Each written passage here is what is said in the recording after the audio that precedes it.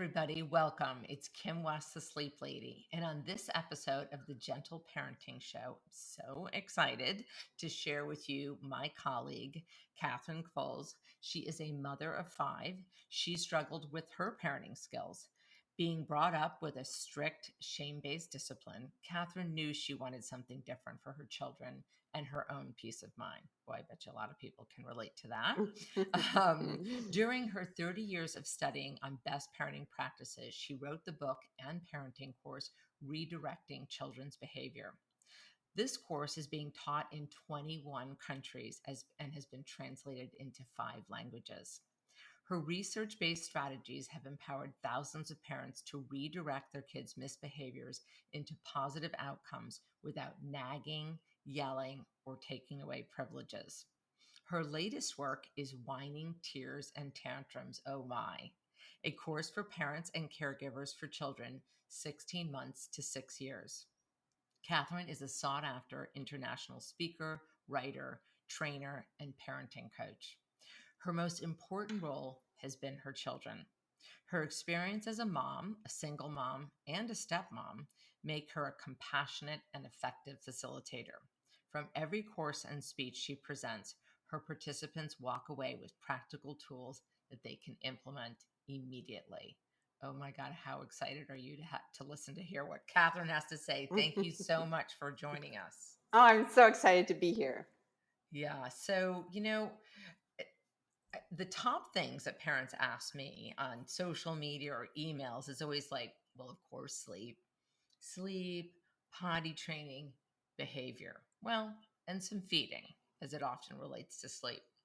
And Yes. sometimes as it relates to behavior, right? Around the dinner table. And so I thought today, because literally we could talk for hours about parenting, we should talk about this, whining, tears, and tantrums, because I don't think there's a single parent anywhere in the world that can't relate to that. So tell us a little bit about, the course, the topic, and what are some takeaways for parents, because it's challenging. It is challenging, yes. So the course is 5 weeks long. Mhm. And the premise is that a lot of parents try to stop unwanted behavior. They want it stopped. I want it stopped now, And Yeah. what helps is if instead of trying to stop the behavior, that we look behind what the behavior is saying to us. Hmm. Usually it's an unmet need or a skill that the child hasn't developed yet. Hmm. And so if we can just stop and pause, I call this technique pause before you parent, where Love you that. you stop, you get yourself calm and collected. And then from that calm place, just ask Mhm. yourself, what does my child need right now? Hmm. And some of those needs are to sleep, hunger, to be heard, to be Mhm. respected, Mhm. to be understood. So if we can just stop for a moment and say, which of these needs is my child requesting? Mhm. Because a lot of times kids can't tell us. It's great if they can, but sometimes they just need a hug and they don't know Yeah. it. Yeah.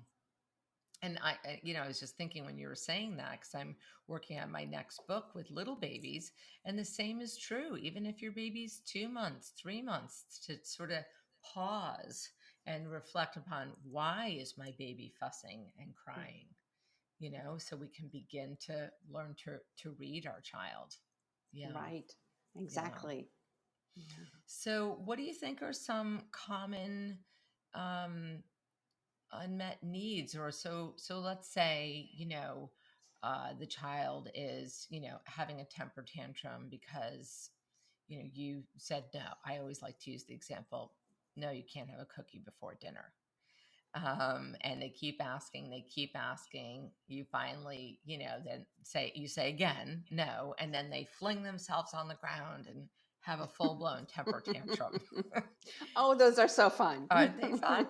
And, of course, the conventional quote unquote wisdom, I'm not sure if I would always call it wisdom, says, oh, just turn around and walk away and Yeah. ignore it. Yeah. So there are many things that you can do. One of them is to empathize, to say, Mm-hmm. "Oh, I hear that you really wanted that cookie." Now, it's important to really get the child, because sometimes parents will say, "I understand you want that cookie." That's not empathy. You, Mm-hmm. you really have to get, what it'd be like to want that cookie so bad. Yeah. Um, and then another one is to distract, uh, Mm-hmm. to say, to give them a choice. No, you can't have the cookie, but you can have an apple or you can have a banana. Another one is to ask them what, if they're old enough. No, you don't. You can't have a cookie. What might be a healthier choice for you if they're older, not Mm-hmm. a little one? Right. And then another one would be to not say no to begin with. Who wants to hear the word no, right? Mm-hmm. Right. No And one. so on my website, I have 18 creative ways to say no, Oh. that people can go to my website and get downloaded real quick. But one of them might be to say, you um, you can have a cookie after. Yes, you can have a cookie after dinner. Uh-huh. Another one might be to sing no in a funny way that's just really, really funny. Um, and that'll get the child out of their Mm-hmm. lower brain and into their higher brain. Mm-hmm. Another one is to say no in a character, one of their favorite characters, Mm-hmm. tone of voice. Right. Um, so those are some things that you can do instead of saying no Oh, directly. I like that. Right. Being sort of playful. Yes, Mm-hmm. the more playful, you know this. I Mm-hmm. don't need to be telling you this, but the more playful that we can be, the more we're going to win our child's cooperation. Mm. So let's talk about that sort of winning their cooperation, or maybe we could talk a little bit about some of the sort of foundations that you talk about in your book and in some of the webinars and courses I've seen you teach in about children's needs for belonging, respect, connection.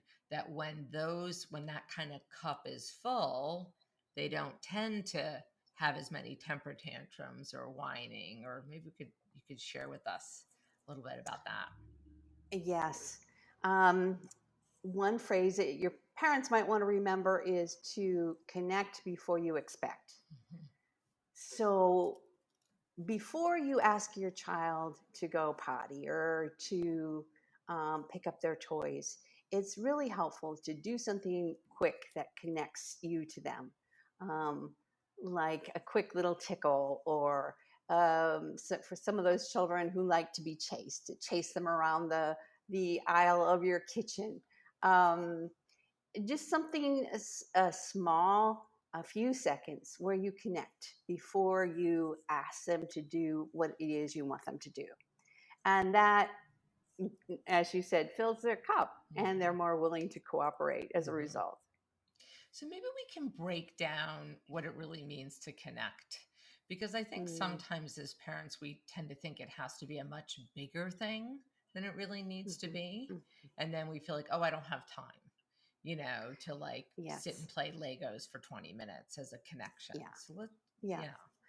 I find that it's more important to connect more often than a length of time. Mm-hmm. Just simple connections. And and I think you're right, we do need to talk about connect, because Mm-hmm. a lot of us, including me, um, didn't know how to connect. Where I was in my mind a lot, I was thinking about what's the next thing I have to do. Mm-hmm. Do I have to cook dinner? Do I have to go grocery shopping? Right. I was in my head, and and and thinking about the future, or being feeling guilty about something in the past. So I Mm-hmm. wasn't totally present with my child.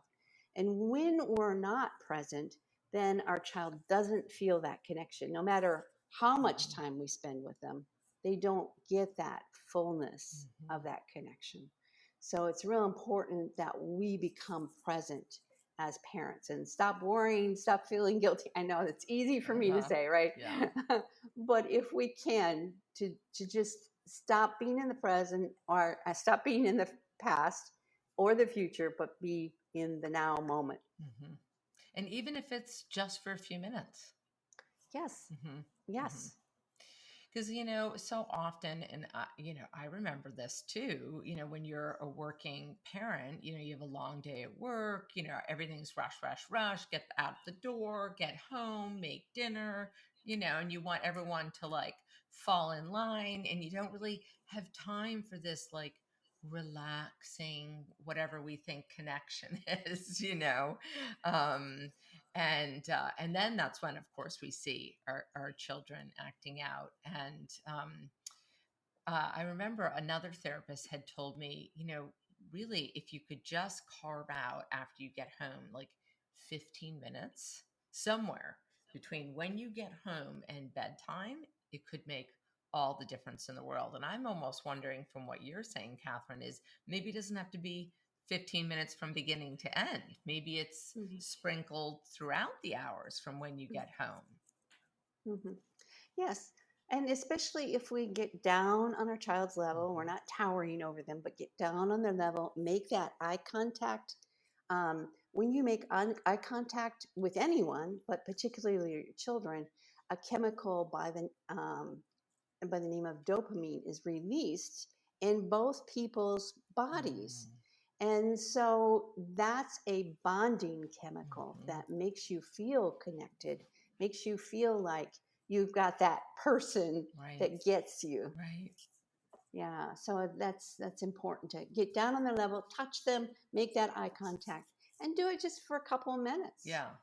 I wonder if there's like, have you heard, come across, or have you created sort of great little examples of, I mean, I would think you could make like a ritual, like, we get home and what, we have like a special, bear hug, and then we say one thing about our day, and then we go and, do a task together. Or I don't know, can you give some Yeah. examples to parents? Yeah, one dad had this knuckle bump thing with his kid that he did Uh-huh. to connect, and it was fun. The kids loved it, and it made that connection that we're talking about. Hmm. So yeah, singing a song together, a quick little song. Hmm. Um, those are all great ways to connect, or even preparing ahead a little joke that you heard or you Hmm. looked up real quick, Hmm. to tell your kid when Hmm. they come home. Hmm. um, just simply having your face light up when your child comes home. A Mm. lot of times, uh, we've become families where we're all a bunch of individualists, and we don't connect immediately. When someone walks in the door, we just go hi. We don't go hi, oh, I'm so happy to see you. Just Right. something that quick and easy where you just get excited to see, Mm. have your face light up to see your child. Hmm. Those are awesome, simple things to do with your kid. Hmm. And then I would imagine, not every family can do it every night, but having family dinners with no phones, and really having a chance to like talk about your day or anything that's going on. Yeah, no phones. Wow, that's a It challenge. is And hard. big another yeah. Another big one is no TV. There's so many families that have TV running in the background, Hmm. um, during dinner time. They found that if you just have one meal, researchers are saying that if you just have one meal with your child a day, that it decreases depression, anxiety, suicidal tendencies so Yeah. much.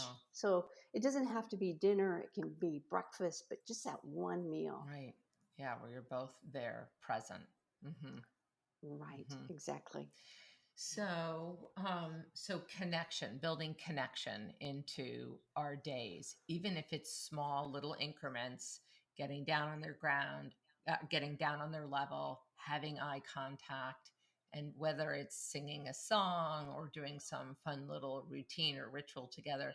I think was it you who said some families will play music while they're setting the table and making dinner, because I would imagine you could sort of rotate who gets to pick the song or. Yes, we did that with cleanup in our household. So my husband's a neatnik, thank God, because I'm not. And so we would turn on music, loud, crazy, fun music for 10 minutes, and we pick up as many things as we could in that 10 minutes. Awesome. But we had to make sure, we found that we had to make sure that it was limited to 10 minutes because he wanted to stretch it out to 15 or 20. Everyone lost interest. The kids didn't like that. Right. You're right, very quickly. I wanted to also say that when you do make a request of a child, or when you're trying to teach your child something, with those little ones, you have only got 7 seconds. Okay. After 7 seconds, they start turning a deaf ear. So what I found is that a lot of parents, most parents, including me, talk too much. And when we do that, our kids tune out. So you got 7 seconds, that's all. Okay, so tell us exactly what you mean by that, other than that we have 7 seconds, like for a teaching moment. Like, what would be an example of that? Well, let's say you want to set a limit with your child.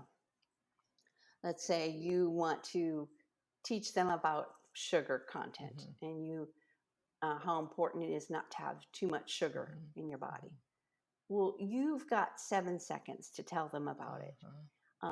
So it's best not to do this lecture. It's best just to maybe even give them the lecture in sound bites throughout a week or so, so that your child doesn't tune you out and learn that, oh, here comes the lecture on sugar again. I can. Oh my gosh. I remember when my girls were little, we didn't, of course, they didn't have iPhones yet or social media or iPads, but we still had the TV, which was a big draw. And I would always tell them, lots of TV is not good for the brain. And so I would joke around, when they would say, oh, they wanted to watch TV, I would check their head to see if they had little corners like a TV. So, okay, well, I don't feel any growing there. So maybe we can watch one little show, Oh, that's fun. That's so much fun. It would be funny to see when they listen to this, if they remember me doing that. They probably will. Yeah. So that's great. So I was thinking about there's some other things that you were talking about. How about, one is like the sibling rivalry, the hitting, and of course, whining and temper. And maybe we could talk a little bit about that, and what your thoughts are and some tips for parents on how to handle that. Okay. Do you want to start out with sibling stuff or whining? Let's do which siblings. Would work? Yeah. Okay. All right. So again, you want to ask yourself what is behind the fight. Is it that your child doesn't know how to negotiate? Is it because a lot of times parents will say, stop fighting, but they haven't taken the time to teach those little ones how to negotiate, how to trade, how to ask for what they want without whining, how to get into play with another child gracefully without making a scene. I can remember my son was 10 years older than my daughter, and Brianna loved him immensely. She was about 3 and loved him and wanted to be with him so bad. And she found that one of the best ways to get his attention was to go in his room and steal something. It worked like a charm. And so I had to sit down with him separately. And like, for instance, with Tyler, I said, Tyler, Brianna just adores you. And he goes, she does? And I go, yeah, she loves you and she just wants your attention. And my guess is that if you came home and you just gave her like 5 minutes, that she would that would be enough for her. And he goes, really? And I go, yeah. And then I told Brianna, I said, Brianna, I get that you want your brother's attention because he's so cool. How else could you get his attention without stealing something? And so we talked about her asking him to teach her a trick because he loved teaching tricks. So he'd walk in the door and she'd run up and go, teach me a trick, Tyler, teach me a trick. And that really, really helped minimize a lot of the sibling competition that was going on.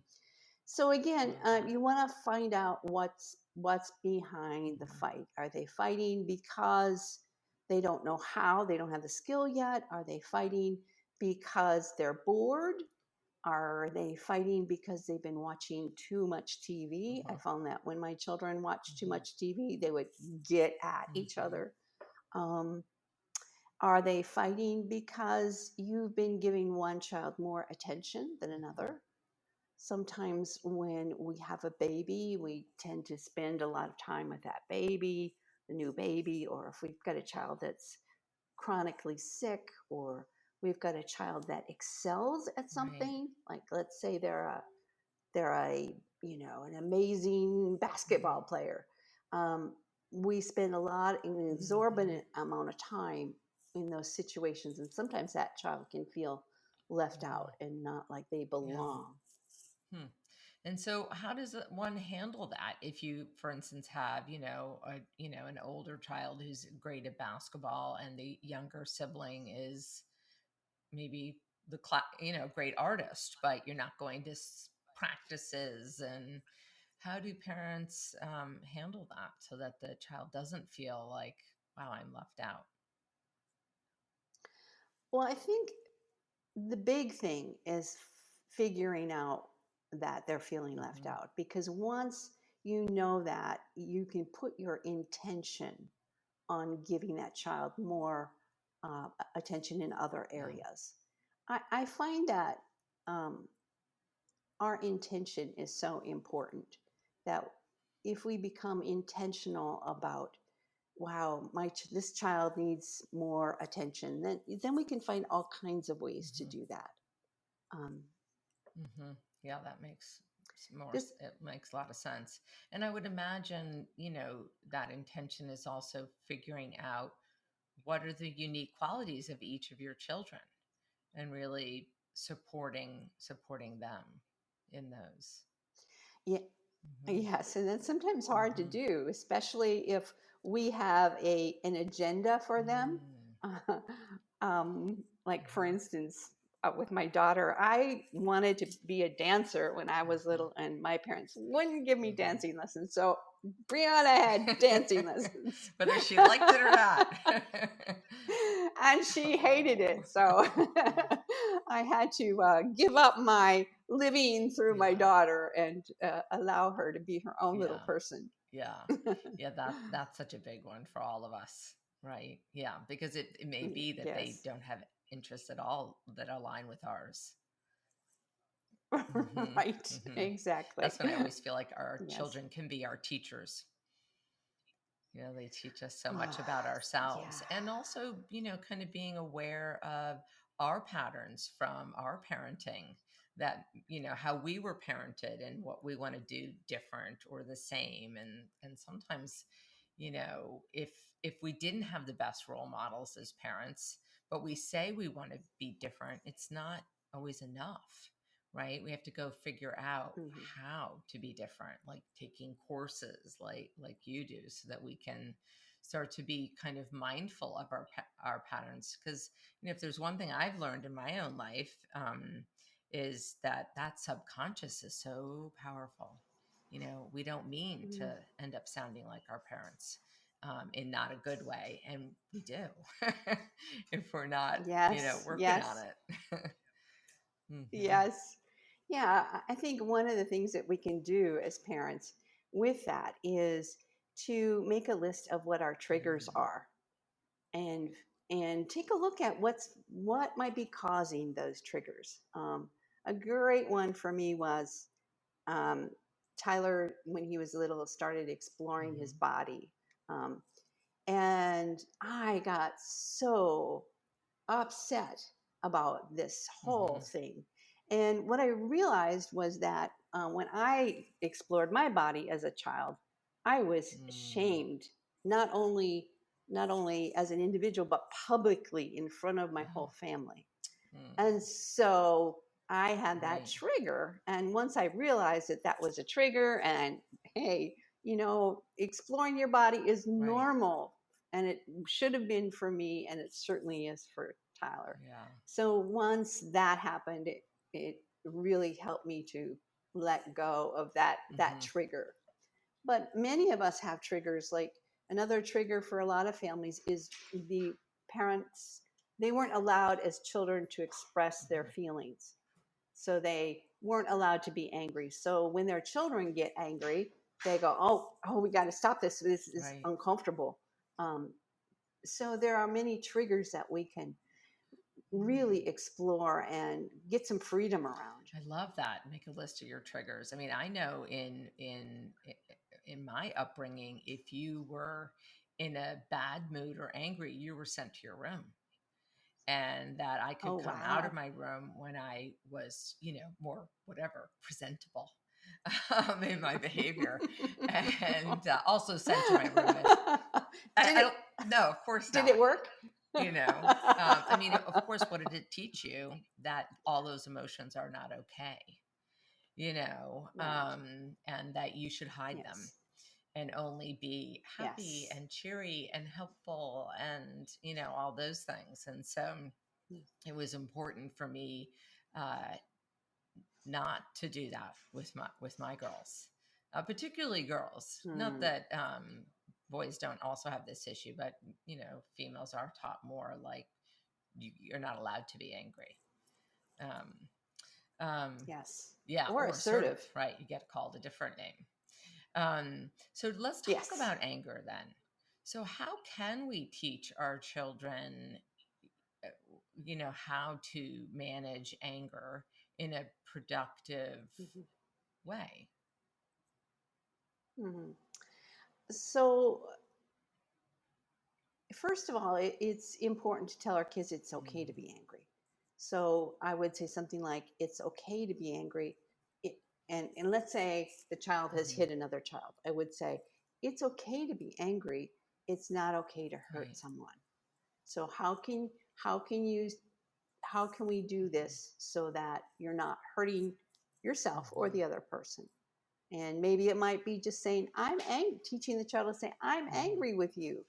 Um, some other options are to um, have them scream into a pillow, or I had my child throw a dozen eggs at a tree one time because she was so angry at Uh-huh. something that happened to her.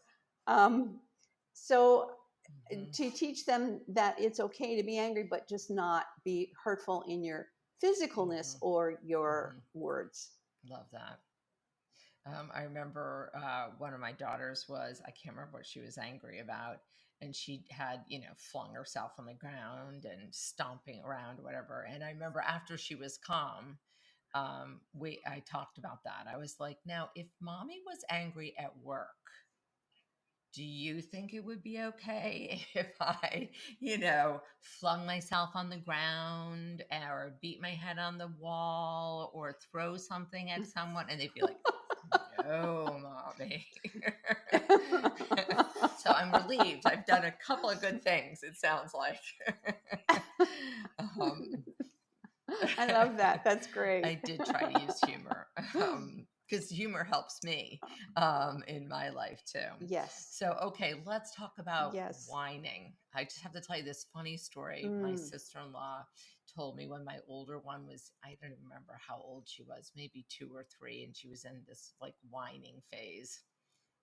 And it really irritated me, the whining, and perhaps it was one of my triggers. And she said, well, Kim, you obviously don't want to give in to the whining because then you're reinforcing the whining. Why don't you just say to her, because it will help you laugh, um, would you like some cheese with that wine? And of course she didn't understand what I was talking about, but it kind of helped me, like, brush it off and be able to laugh Yeah. and then Yes. respond more appropriately. But I don't know. That's all I've got. Yes. Yes. Yes, humor is really good. I had one mom who told me that what she did was she would say, "Did you hear that? I, I think somebody let Mr. Whiner in. Who let him in?" She would go Right. on until the Right. kid was laughing. One of the things I recommend that parents not say is when they say, "I can't hear you when you whine," because that's not true. You can hear them. So, what you would want to say instead is, "When you whine, it makes me not feel like cooperating with you." Or, "How could you say that without whining?" But I love the Yeah. humor. That is just so much fun, and usually And do almost you always think works. whining is because they're not feeling heard and so they're trying another way, or because it worked in the past, or why do our kids whine? Hmm. Well, again, sometimes they Mm, don't have the skill. They don't know what they need, and so a great question to ask is, hmm. "What do you need?" And at first they might not know. They'll go, Right. "I don't know," and you can make some suggestions. Do you need a hug? Do you need something Hmm. to eat? Do you want me to Hmm. hold you? Don't give them Hmm. too many choices. But pretty soon they're going to be able to start telling you what they need when they ask that Mm, question. You know, my parents, and I love my parents, don't get me wrong, but my parents used to say to me, "Do you want something to whine about?" Or, "What's right. wrong with you?" Um, it, and it's so much nicer when parents say, "What do you need?" Or when parents say that to each other Right. as a Right. spouse. "What do you need?" Instead of "What's Right. wrong?" That's so true. And then it ends up helping the child. I was just thinking about how forget that lots of times our kids don't know what they're feeling because they're still learning, right? About how to regulate Right, right. themselves and what are the names for all the feelings and what to do with all of those feelings. And so I would imagine by Mhm. if we're asking them, they're learning too. Like they're getting a moment to be like, Yes. I don't actually, they may not, they might, do you think they'd say, I don't know? Probably. I think a lot of kids would say, my kids would say, "I Hmm. don't know," at Yeah. first. But then they got really good at telling me what they needed without Right. needing to whine. I love that.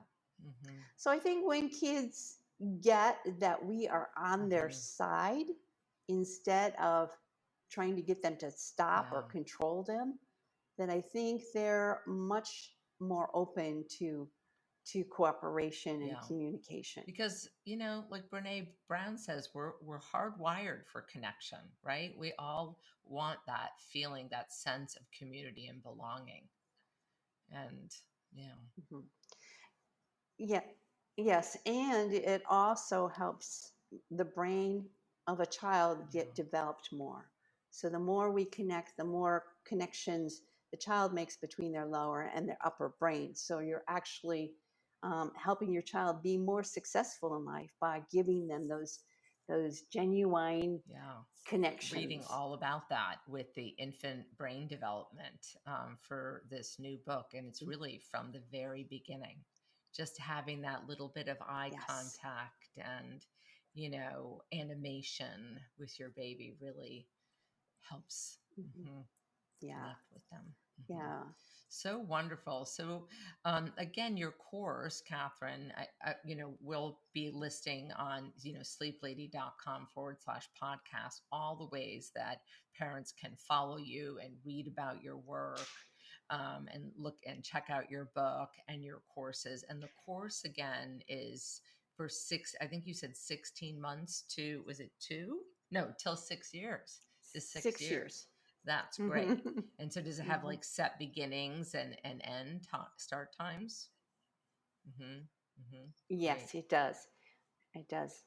And if anybody would like to become a trainer, I also train people to teach Yes. Oh, that course. wonderful. Wonderful. I believe one of my gentle sleep coaches you trained to be a parenting coach too. Yeah. Yeah, Oh, that's cool, wonderful. cool. Hmm. That's cool. And one of my redirecting children's behavior teachers has Hmm. done your work. I think she's the Yes. one that Yep. introduced me to you Hmm. at the very Hmm. beginning.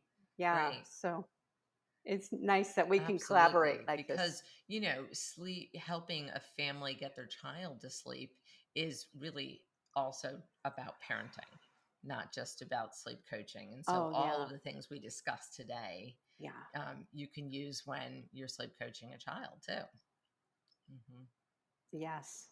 Yes. And Hmm. sleep is so important, not only for the Yeah, kid, but the whole absolutely. family. So it's such important Yes, work and that you you're too. doing. Thank you so much for your time and your incredible nuggets. I'm sure that everyone is going to find great value in them. So thank you, Kathryn. Oh, you're welcome. Okay. This is great fun. And if you Thanks. like this episode, please make sure to subscribe and you'll get notifications for the future episodes too. Thanks, everybody.